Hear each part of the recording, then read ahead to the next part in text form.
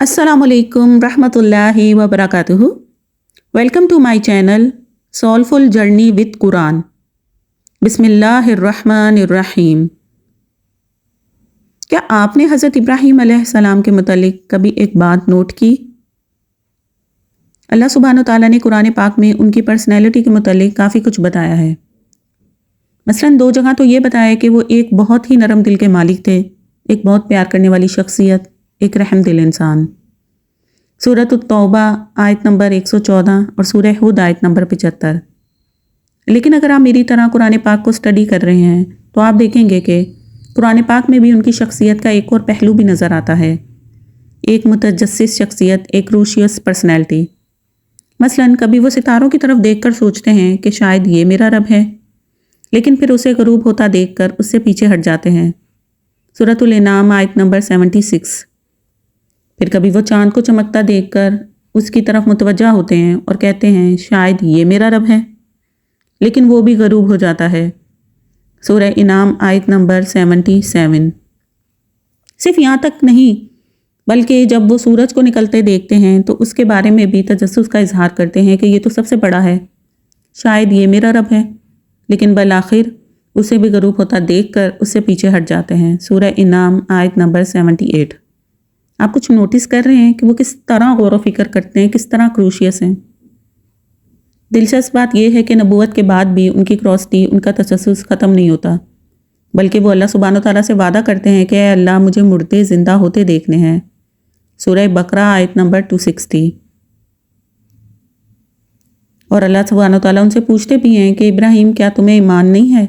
फिर वो आगे से जवाब दे देते हैं ईमान तो है, लेकिन ऐ अल्लाह मेरे दिल को सुकून आ जाएगा। इस बात का हवाला सूरह बकरा आयत नंबर 260 में है। फिर 4 परिंदे ज़िबा करके पहाड़ों पर रखने वाला वाक़या होता है, जो ज़िंदा होकर उनके पास भागते चले आते हैं। सूरह बकरा आयत नंबर 260। लेकिन अपने इस पैटर्न में मुझे जो सबसे खूबसूरत बात नज़र आ रही है वो ये कि अल्लाह सुब्हानो तआला ने किस तरह उनके तजस्सुस को पूरा किया है। हमने इब्राहीम को आसमानों और ज़मीन की मखलूक़ात दिखा दी ताकि उसे पूरा यकीन आ जाए। सूरतुल इनाम आयत नंबर 75। सिर्फ 1 मिनट के लिए इमेजिन करें कि उन्होंने क्या क्या मखलूक़ात देख ली होंगी। अगर आप इमेजिन नहीं कर पा रहे तो मैं आपको एक हिंट देती हूँ। अब्दुर्रहमान बिन आइश एक ताबी थे। ताबी वो होता है जिन्होंने सहाबी को देखा हो, और सहाबी वो होता है जिन्होंने आप सल्लल्लाहु अलैहि वसल्लम की ज़ियारत की हो।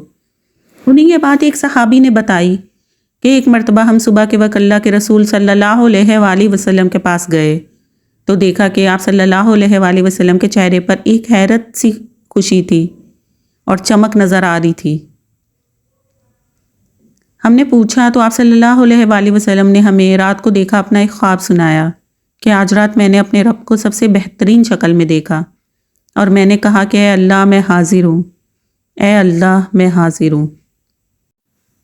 और फिर उसने अपना हाथ मेरे दोनों कंधों के दरमियान इस तरह रखा कि मुझे अपने सीने में उसकी ठंडक महसूस हुई, और उस वक्त आसमानों और ज़मीन की हर शय मेरे सामने आ गई। मुस्नद अहमद हदीस नंबर 8979 में इसका हवाला है। और यहाँ तक बताने के बाद फिर आप सल्लल्लाहु अलैहि वसल्लम ने सूरतुल इनाम की वही आयत तलावत की जो मैंने अभी आपको बताई कि हमने इब्राहीम अलैहिस्सलाम को आसमानों और ज़मीन की तमाम मखलूक़ात दिखा दी ताकि उसे पूरा यकीन आ जाए। अब आप इमेजिन करें कि इब्राहीम अलैहिस्सलाम को कौन कौन सी मखलूक़ात दिखा दी गई होंगी। इमेजिन करें कि उस वक्त इब्राहीम अलैहिस्सलाम ने क्या क्या कुछ देख लिया होगा जिसका उन्हें इतना यकीन दिला दिया कि वो अपने बेटे को भी कुर्बान करने लग गए। लेकिन मज़े की बात यह है कि मेरा पैटर्न यहाँ ब्रेक नहीं होता। जिस रात आप सल्लल्लाहु अलैहि वसल्लम मेराज पर गए थे तो उस रात के लिए सूरह नजम में बिलखुसूस एक आयत आई, एक ऐसी आयत जो 6ठे और 7वें आसमान के रीलम के हवाले से है, सिदरतुल मुंतहा और जन्नतुल मावा के करीब। उसने अपने रब की बड़ी बड़ी निशानियों में से कुछ निशानियां देख लीं। सूरह नजम आयत नंबर 18। 7वें आसमान के ऊपर वो जगह जहाँ बड़ी बड़ी निशानियां मौजूद हैं, आप सल्लल्लाहु अलैहि वसल्लम ने एक और शख्स को भी देख लिया था, एक ऐसे नबी के जो निशानियों के बारे में बहुत मुतजस्सिस हुआ करते थे, हज़रत इब्राहीम अलैहिस्सलाम। हज़रत इब्राहीम अलैहिस्सलाम के बैठने के पोस्चर पर गौर करें। आप सल्लल्लाहु अलैहि वसल्लम ने बताया कि वो बैतुल मामूर की दीवार के साथ टेक लगाकर इत्मीनान से बैठे हुए हैं। मशकातुल मसाबी حدیث نمبر 5863۔ جیسے ایک مطمئن شخص اپنے تمام تجسس پورے ہونے کے بعد ٹیک لگا کر سکون سے بیٹھا ہو۔ یاد ہے انہوں نے ہی تو وہ دعا مانگی تھی کہ اے اللہ مجھے کوئی بڑی نشانی دکھا دے تاکہ میرے دل کو سکون آ جائے۔ اور اس وقت بڑی بڑی نشانیوں والی جگہ پر وہ کیسے پرسکون ہو کر ٹیک لگائے بیٹھے ہیں۔ اس ویڈیو کا آغاز میں نے حضرت ابراہیم علیہ السلام کی شخصیت کے ایک خاص پہلو سے کیا تھا، جس کی اللہ سبحانہ و تعالیٰ نے 2 مرتبہ تعریف کی ہے کہ حضرت ابراہیم علیہ السلام ایک بہت نرم دل انسان تھے، ایک مخلص دل والے انسان۔ لہٰذا 7ویں آسمان کے اوپر انہیں ایک ایسا چارج دیا گیا جسے واقعی ایک نرم دل والا انسان ہی کر سکتا ہے۔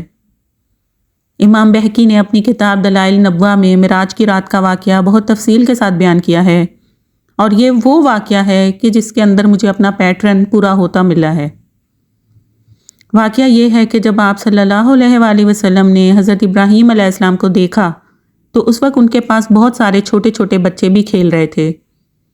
یہ ان بچوں کی روحیں تھیں جو بہت چھوٹی عمر میں ہی فوت ہو جایا کرتے ہیں، اور یہ وہ بچے ہیں جن کی روحیں ایک بہت ہی نرم دل نبی کے پاس 7ویں آسمان پر کھیلنے چلی جاتی ہیں۔ وہ نرم دل نبی جو اپنے تمام تجسس پورے ہونے کے بعد پرسکون ہو کر بیت المعمور کی دیوار سے ٹیک لگائے بیٹھے ہیں، ایک ایسے درخت کے نیچے کہ جس کے پتے چراغوں جیسے ہیں۔ جزاکم اللہ خیرا کثیرا و جزاکم اللہ احسن الجزا۔